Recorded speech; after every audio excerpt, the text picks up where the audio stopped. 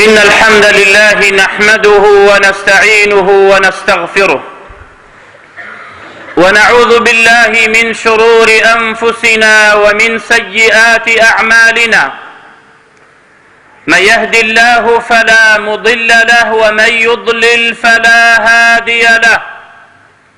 وأشهد أن لا إله إلا الله وحده لا شريك له، وأشهد أن محمدا عبده ورسوله.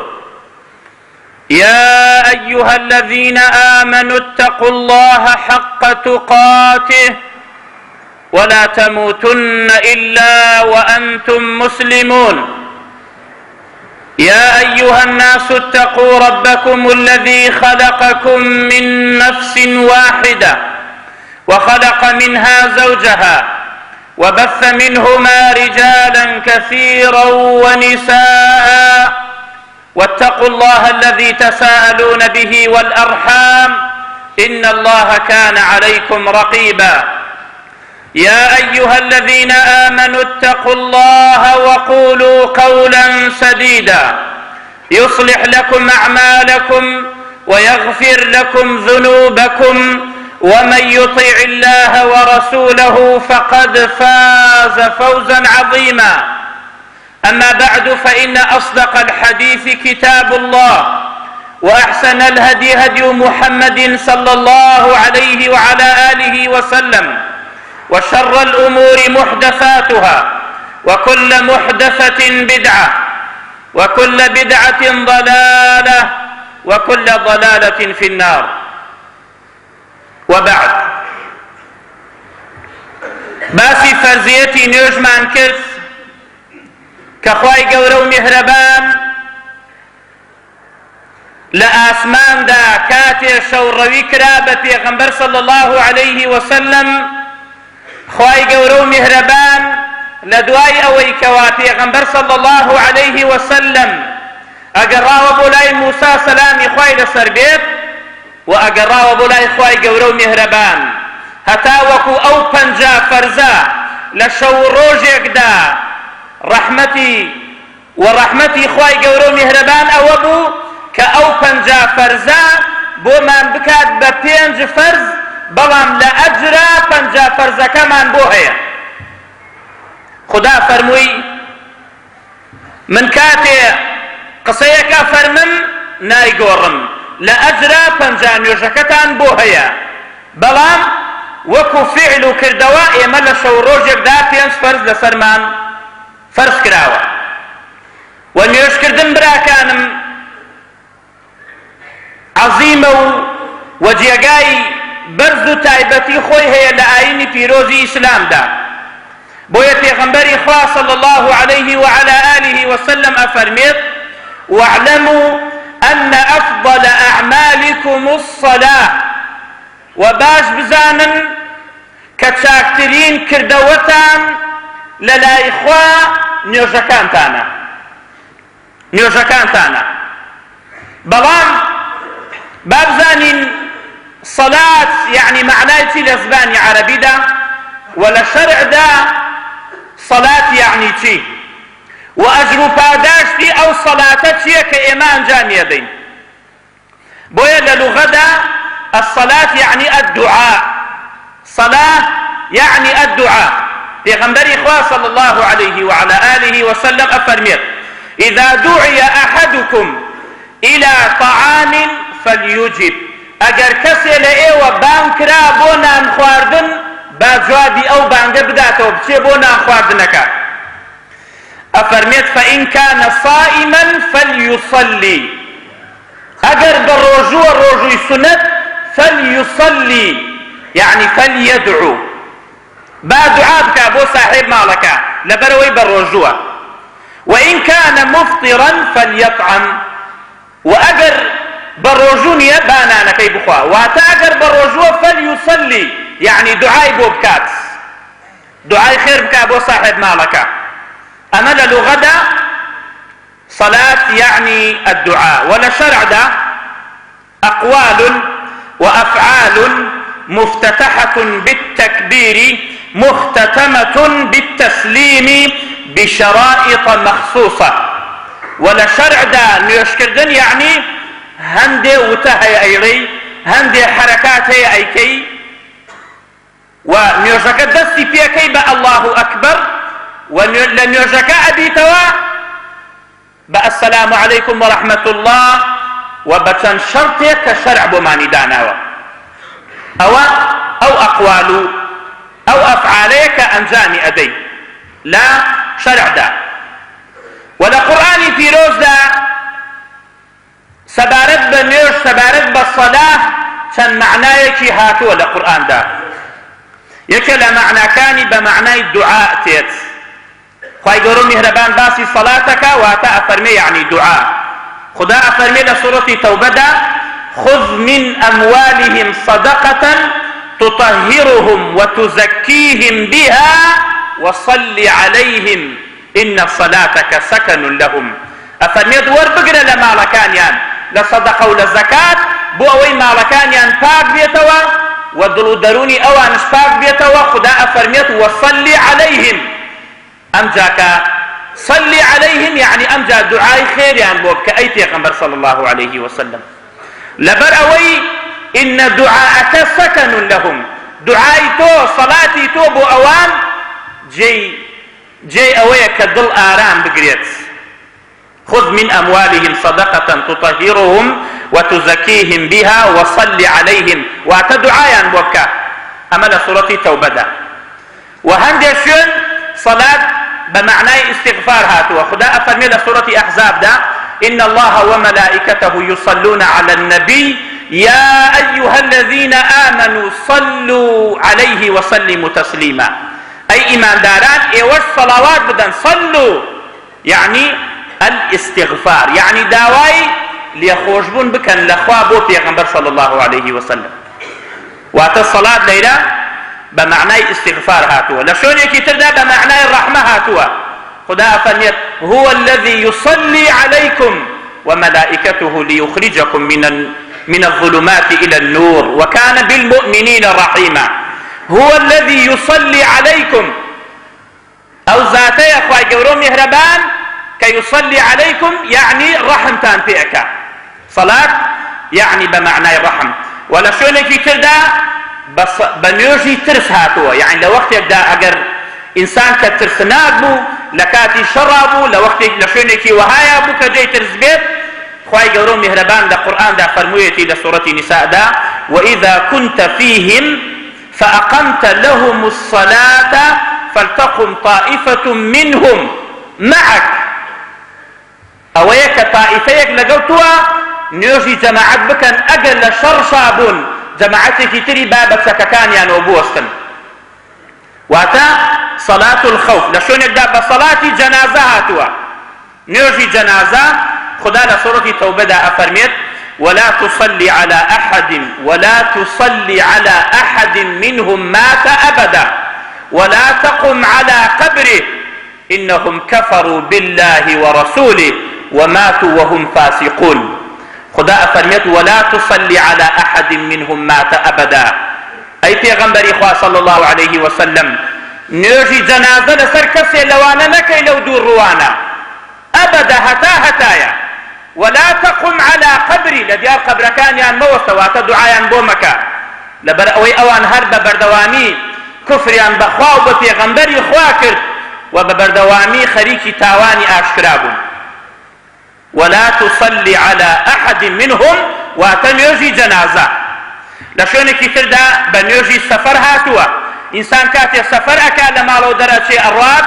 نيوجة شواري كان أكا بدور ركعات خدا أفرميت وإذا ضربتم في الأرض فليس عليكم جناح أن تقصروا من الصلاة تاوان تان لسرنية أجر نيوجة شواري كان بدو واتا صلاة السفر ولشونك تردا بنيوجي أمتاني بيش خمان هاتوا لسورة مريم وجعلني مباركا أينما كنت وأوصاني بالصلاة والزكاة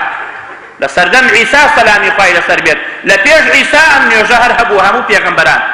ولا شونك تردا لباسي صلاة بمعنى كنائس يهود هاتوا بيع وصلوات ولا شوێنێکی تردا بە معنای هەر پێنج فەرزەکە هاتووە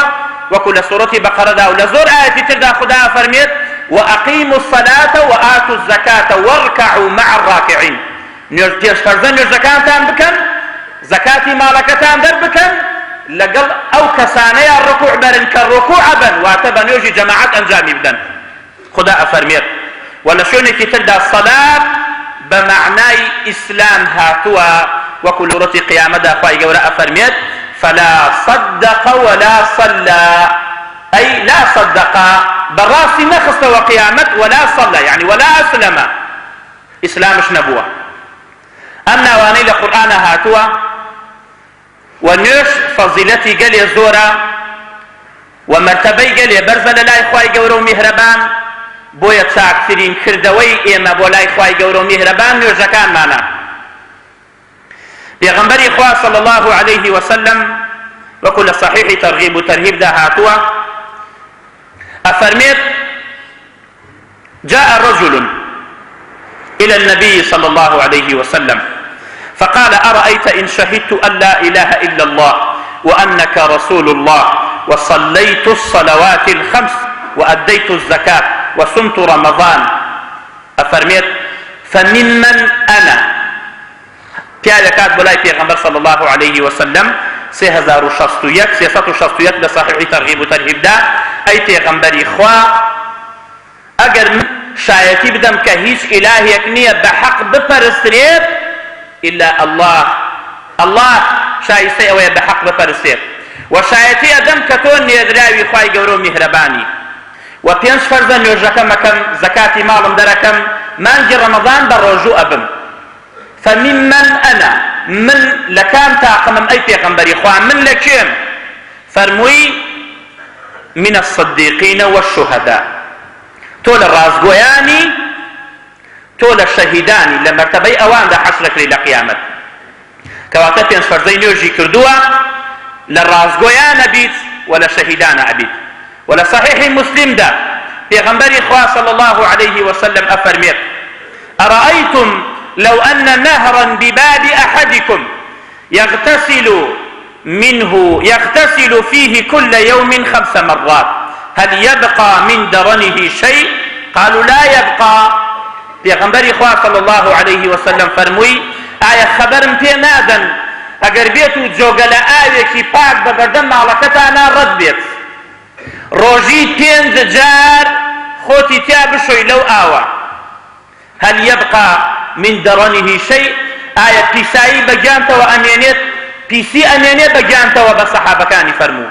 فرموان أي پیغمبري خواه أقا 5 جار روجك لو جوغا لآوة خوي بشوريت بيساي نامينيت فرموي پیغمبر صلى الله عليه وسلم فذلك مثل الصلوات الخمس يمحو الله بهن الخطايا فرموي نمونەی ئەو ئاوە بە بەردەم ماڵ یەکێکتانە ڕەتە بێت ڕۆژی 5 جار خۆتان ئەشۆن لێی چۆن پیسی بەگیانەوە نامێنێت 5 فەرزەی ئەوە نمونەی وەکو نمونەی 5 فەرزە نوێژ وایە ئەگەر کەسێک 5 فەرزە نوێژەکەی بە جوانی بکات يمحو الله بهن الخطايا گوناهتان پێوە نایەڵێت خوای گەورە و میهرەبان گوناهتان پێوە نایەڵێت أقول ما سمعتم وأستغفر الله العظيم لي ولكم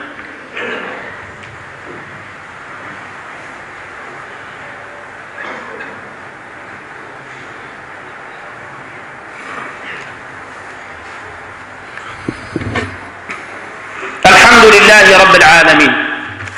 والصلاة والسلام على أشرف الأنبياء والمرسلين نبينا محمد وعلى آله وصحبه ومن تبعهم بإحسان إلى يوم الدين وسلم تسليما كثيرا أما بعد هل لفظ نيوجدا هل لأجر پاداشي نيوجدا هل لوي كوائما نيوجدا كمان بكين كخواي قورو مهربان قناهمان بي ونايرت نيوج بو نيوج جمعة بو جمعة مانجي رمضان بو مانجي رمضان عمره كردن بو عمره كتري أما خواهي قورو مهربان هموي دانا وبو أوي ليمان خوش بيت أفرميت پیغمبر صلى الله عليه وسلم لصحيح ترغيب وترهيب دا 357 أفرميت تحتقرون أي تقعون في الهلاك بسبب الذنوب الكثيرة. تحتقرون يعني خوتان بهلاك أدن أو نتاواني زور أنجام أدن. چونکە هەموو بنیادمێک لابد ئەبێ تاوان بکات، کەس نییە تاوان نەکات. ئەگەر کەسێک چەند ڕۆژێ تاوان نەکات تووشی عجوب تێت، خۆی لە خۆیان تاوانێکی گەورەیە. فهەموو بنیادمێک لابد ئەبێ تاوان بکات. بەڵام لە دوای تاوانەکە خوای گەورە و میهرەبان هەندێشتی بۆمان داناوە بۆ ئەوی لەو تاوانانەمان خۆش بێت. وەکو ئەفەرمێت پێغەمبەر صلی الله عليه وسلم ئەگەر بێت و ئێوە تاوان نەکەن خوای گەورە و میهرەبان لە ناوتان ئەبات، قەومێکی تر دێنێت تاوان بکەن، داوای لێخۆشبوون لە خوا بکەن، خوا لێیان خۆش بێت. ئێمەی بنیادەم تاوانبارین. ئەفەرمێت پێغەمبەر صلی الله عليه وسلم تحتقرون تاوانی زۆر ئەنجام ئەدەن، تاوانبارن. ئەفەرمێت فإذا صليتم الصبح غسلتها. ئەو تاوانە زۆرە کە ئێوە ئەنجامی ئەدەن کاتێ نوێژی بەیانی ئەکەی ئەی شۆرێتەوە ئەو تاوانانە. ثم تحتقرون هەمسا تاوانی ترەکەن. فإذا صلى الظهر غسلتها. هەمسا تاوانی ترەکەن. فإذا صلى العصر غسلتها أي شوريتوا. ثم تحتقرون تاواني تر أنجامدن. فإذا صلى المغرب غسلتها. نيوجي مغرب تانكر أو تاوانانا همي أشوريتوا. ثم تحتقرون فإذا صلى العشاء فإذا صليتم العشاء غسلتها. كاتي نيوجي عشاء كان تاوانا كانتان أشوريتوا كأيوة أنجامتان دعوة. ثم تنامون فلا يكتب عليكم حتى تستيقظوا. لدوای نوێژی عیشا شەو دێت ئەفەرمێت لە پاشاندا ئەخەون تاوانتان لەسەر نانووسرێت هەتا وەکو تێنە خەبەرە. و هەروەها تێیتە خەبەرە تاوانەکەی نوێژی بەیانیەکەی تاوانەکەی نوێژی نیمەڕۆکەی. خوای گەورە و میهرەبان ئەوەنە بەڕەحمە لەگەڵمانە کە ئەم نوێژە چی مەکانەتێکی هەیە لە شەرعدا. وپێغەمبەر صلی الله عليه وسلم لحديثك تلدا أفرميت هل صحيح ترغيب ترهيب هاتوا أفرمي إن لله ملكا ينادي عند كل صلاة يا بني آدم. خواي قورو مهربان ملائكيكي ترخان كردوة دايناوة لكاتي همون يجفر زكان دا أو ملائكة هاوارك أي بني آدم قوموا إلى نيرانكم التي أوقدتموها فأطفئوها. أو ملائكة لهم كاتا نيوجي فالزكان دا بانقوازك فرمي أي بني آدم هرسن بولاي أو أقريك خوتان جوشتان داوا واتتاوانتان كردوا چوكا تاوان برو أقرت بات لهمو كاتي نيوجيك دا همو كاتي نيوجي فرزكان دا ئەو مەلائیکەیە بانگەوازمان لێەکا پێمان ئەڵێ ئەی بنیادەم هەڵسن بۆ ئەو ئاگرەی کەوا خۆتان ئاگرتان کردەتەوە فەئەطفئوها هەڵسن بیکوژێنەوە واتە هەڵسن نوێژەکانتان بکەن بۆ ئەوەی تاوانەکانتان بسڕێتەوە. هەڵسن ئەو ئاگرە بکوژێنەوە کە خۆتان جۆشتان داوە واتە ئەو تاوانانەی کە کردوتانە فەئەطفئوها بیکوژێنەوە ئاو بکەنە بانیا بەچی بە نوێژەکانتان کەواتە نوێژ ئەجر و پاداشتی ئاوهایە. واللهی ئەگەر بێت و لەسەر ئەو شێوە بێ کە شەرع داوامان لێ ئەکا خوای گەورە و میهرەبان کانە بالمؤمنین ڕەحیما زۆر بەڕەحمە بەرامبەر بە ئیمانداران. بۆیە لە شاری مەدینەدا دوو کەس لە لادەیەکا بوون لادەیەکی تۆزێ دوور لە شاری مەدینە کاتێ ئیسلامیان بیست و بانگەوازی پێغەمبەریان بیست صلی الله عليه وسلم هەردوو براکە هاتن بۆ لای پێغەمبەر صلی الله عليه وسلم شایەتمانیان هاورد و ئیمانیان هاورد. ئەم دوانە بوون بە سەحابە لەگەڵ پێغەمبەرە صلی الله عليه وعلى آله وسلم. کەسێ لەو دوو برایە عیبادەتی زۆری ئەکرد، زۆر ئینسانێکی عابد بوو يعني بەڕۆژوو ئەبوو شەو نوێژی هەبوو دائیمەن لە نوێژی جەماعەت بوو بەو شێوانە بەڵام ئەم براکەی تری عیبادەتی وەکو براکەی تری نەبوو لە غەزایەکدا ئەو برایەی کە عیبادەتی زۆر بوو شەهید بوو کە ئەم کەسا عیبادەتی زۆر بووە و لە ڕێگای خوای گەورە و میهرەبانە خوێنی ڕژا واتە شەهید بوو ئەجر و پاداشتی زۆرە لە لای خوای گەورە ساڵێکی بەسەرا چوو براکەی تری بە مردن ئەمری خوای کرد ساڵێکی بەسەرا چوو براکەی تری وا لە عیبادەتا وەک ئەو برایەی تری نەبوو ئەمری خوای کرد واتە شەهید نەبوو بە مردنێکی احتیادی مرد شەو تەڵحەی کوڕی عوبەیدوڵڵاه خەوە بینێت ئەو سەحابە بەڕێزە لە خەوا کاتێ سەیرەکە بەهەشتیان پێی نیشاندا سەیرەکە ئەم برایەی کەوا بە مردنێکی احتیادی ئەمری خوای کرد سەیرەکە ها لە بەهەشتا و درەنگێ براکەی تریەکەنە ژوورەوە کە عیبادەتی زۆر بوو کە شەهیدش بوو ئەمەی زۆر لا سەیر بوو کاتێ بەیانی ڕۆژەوە بوو خەبەر گەیشتە پێغەمبەر صلی الله عليه وسلم ئەم تعجوبەیە و ئەم سەرسوڕمانەی طەلحەی کوڕی عوبەیدوڵڵاه گەیە پێغەمبەر صلی الله عليه وسلم پێغەمبەر صلی الله عليه وعلى آله وسلم فەرمووی ئایا ئەم برایەی تری ساڵێک لە دوای ئەو نەماوە فەرموویان بەڵێ ئەی پێغەمبەری خوا ساڵێک ماوە فەرمووی 6,000 ڕکعات نوێژی نەکرد فەرموویان بەڵێ ئەوەنە ڕکعات نوێژی سونەتی نەکرد مانگی ڕەمەزان بە ڕۆژوو نەبوو فەرموویان بەڵێ ئەی پێغەمبەری خوا فەرمووی بەینەهما ئەبعەد مما بەینە السەماوات والئەرض جێی سەرسوڕمانم نەبێت بەینی ئەو و بەینی ئەم وەکو چۆن بەینی سەر زەوی و سەر ئاسمانەکان چەندێکە ئەوەنە بەینیان هەیە چونکە ئەو 6,000 ڕکعات نوێژی کردووە واتە نوێژکردن ئەدباتە ئەو پلەپایەیە ئەدباتە ئەو مەکانە کە خوای گەورە و میهرەبان بۆتی ئامادە کردووە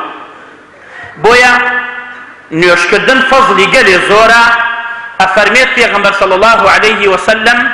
إن العبد إذا قام إلى الصلاة أوتي بذنوبه كلها كاتي إنساني مسلمان هل أصيد بو كاتي نيوجكي برو قبلة وساوى نيوج بكا هرسي تاواني هيا ديت فأوتي بذنوبه كلها هم تاوان كان دينن أفرميت فوضعت على عاتقيه لبان هردو شاني أو يستيت چي أو يستيت هم تاوان كاني أم إنسان بتماي چيا بتماي أوين نيوش بكا هم تاوان كاني دينن لبان هردو شاني داينن فكلما ركع أو سجد تساقطت عنه شون ركوع بري وشون سجدة بريت تاوانا كان بربيته تاوانا كان بربيته شون ركوع بري وشون سجدة بري تاوانا كانت لبان شانت بربيته أما هموي فضلي نيوجا بويا أجر كسيك كاتي وفات أكا كردوي بيه وأدريت إذا مات الإنسان انقطع عمله نيوش كردنش يكيك لو عملانا ككاتي كسي وفاتي كرتا ظناتوانا يك سبحان الله بلت بويا لشاري مدينة دا پیغمبر صلى الله عليه وسلم داي ببردم قبري كسي كي مسلمان دا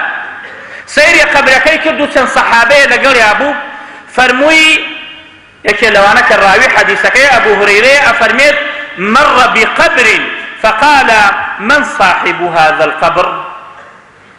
فرموي پیغمبر صلى الله عليه وسلم صاحب ام قبرك شيء واتك شيء لجير ام قبرية اي ناسن اي صحابة كان فرموي عن بلي اي پیغمبري خواه فلان وتان فلان كسا ام قبر اي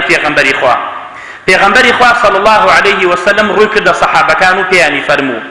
فرموي ركعتان احب الى هذا من بقية دنياكم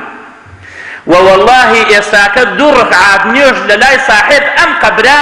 واتا صاحب ام قبره اگر بيت وانا يدو ركعات نيوش بكا افرميت احب الى هذا من بقية دنياكم زور بي خوشترا لو دنيايي كوائي وتيايا اجينو اوي والناو او دنيايي هي يساك كما وتولى دنيا يعني همو دنيا اوي بديتي پێی بڵێ ئەوەت پێخۆشە یا دوور کات نوێژ بکەی پێتە لێ بەخوا پێم خۆشە 2 ڕکعات نوێژ بکەم، چونکە ئەو 2 ڕکعاتە نوێژە فریایەکەوێت لە قیامەت. فەرمووی ڕکعتانی أحب إلى هذا من بقية دنياكم، أو دنياي كأيوة تايا أجينو أو إلى ناو دنياي هيا أما 2 ركعات نوێژی پێ خۆشترە لەو دنیای ئێوە. 2 ركعات نوێژ پێی خۆشتر بێت لەو دنیایەی کەوا ئێمە جاری وا هەیە بەهۆی دنیاوە نوێژەکانمان نەفەوتێنین، بەهۆی دنیاوە نوێژی جەماعەتەکەمان نەفەوتێنین. بۆیە هەوڵ بدەین نوێژەکانمان بە جوانی بکەین، چونکە فەزلی نوێژ گەلێ زۆرە و باس ناکرێ، بەڵام چەند حەدیثێک ئاوا بە مختصری. بەڵام ئەم نوێژە چی نوێژێکە؟ ئەم ئەجر و پاداشتە بۆ کێیە؟ بۆ ئینسانێکی ئیماندارە، بەڵام نوێژەکەی بەو شێوە بێ کە پێغەمبەرە فەرمێ صلى الله عليه وسلم من توضأ كما أمر،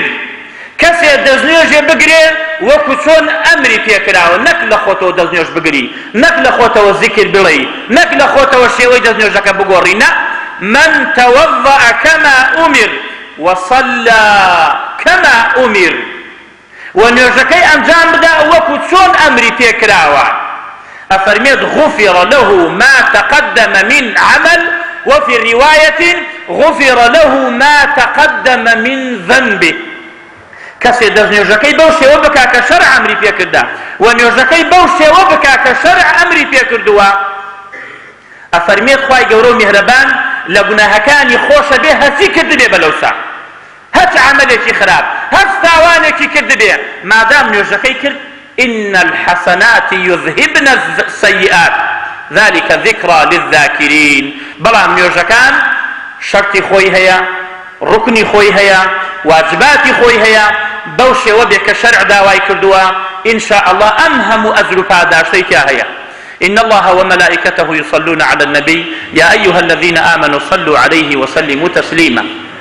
اللهم صل على محمد وعلى آل محمد كما صليت على إبراهيم وعلى آل إبراهيم في العالمين إنك حميد مجيد، وبارك على محمد وعلى آل محمد كما باركت على إبراهيم وعلى آل إبراهيم في العالمين إنك حميد مجيد. يا ربي خوايا ليتفارين وبنا وجوانا كانت بصفات برزكانت، خوايا نوێژەکان مان بکەی بە کفارەی گوناهەکان مان یا رب العالمین. یا ربی خدایە نوێژەکان مان بەو شێوە بێت کە خۆت داوەت لێمان کردووە، خوايا دەستنوێژەکان مان بەو شێوە بێت کە خۆت داوەت لێمان کردووە. یا ربی خدایە بە ڕەحمی خۆت ڕەحممان پێ بکەی، یا ربی خدایە ئاخرمان خێر بکەی، یا ربی خدایە ئەوەی قەرزارە قەزارەکەی بدەیتەوە، یا ربی خدایە ئەوەی منداڵی نییە منداڵی پێ ببەخشی، یا ربی خدایە ئەوەی مشکلە و ئاژاوەی هەیە خوايا بۆی ئاسان بکەیت و بۆی حەل بکەی، یا ربی خدایە ئەوەی هەتیوە و بێوەژنە خوايا یارمەتی بدەی، یا ربی خدایە، یا ربی خدایە کتێب بدەیتە دەستی ڕاستمانەوە لە قیامەتە، یا ربی خدایە شادمان بکەی بە بەهەشتە پانوبەرینەکەی خۆت، یا ربی خدایە لە ئاگری جەهەنەم بمان پارێزی،